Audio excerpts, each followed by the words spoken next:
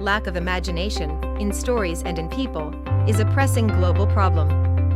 In stories, it manifests as unsurprising characters, tired language, and an undergirding morality lacking perspective on history and human nature. But unimaginative stories are only a symptom of unimaginative people, their writers.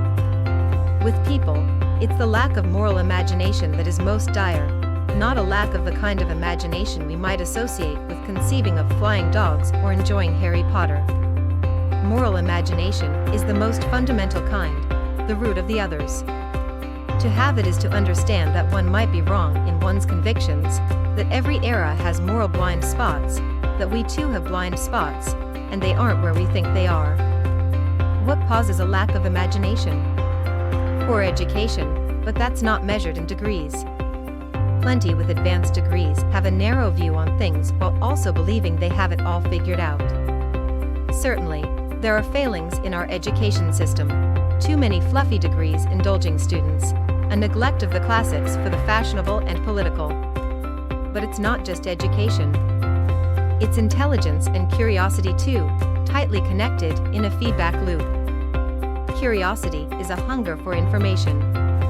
Intelligence processes that information, enriching our models, making them more imaginative. Personality type is worth mentioning too, particularly the risks from a tendency towards anxiety. Those with high anxiety, even if curious, can find their anxiety overpowers their curiosity, neutralizing the feedback loop, stunting the growth of their models. Lack of imagination creates bad theories. A man is visiting a foreign country, Hibernia. At his desk he finds 2 staplers.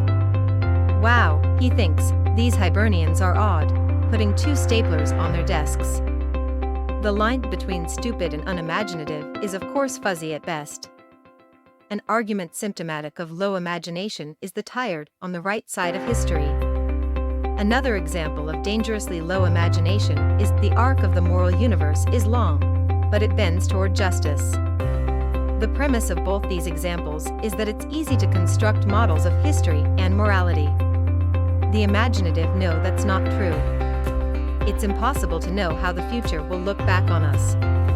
Those 500 years ago, seeing us today might say, justice?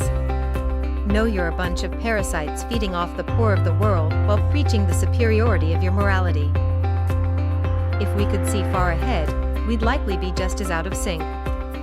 Comparisons to World War II and Nazis are particularly representative of low imagination. Every war since has been sold to us as another World War II, universal values, good versus evil, Star Wars or Lord of the Rings. Of course, none of them have been another World War II, but folks keep buying it. They even used the old Chamberlain, peace in our time, technique to bully folks into supporting the 2003 Iraq invasion. With a lack of imagination, the answers are always obvious, independent of their truth value.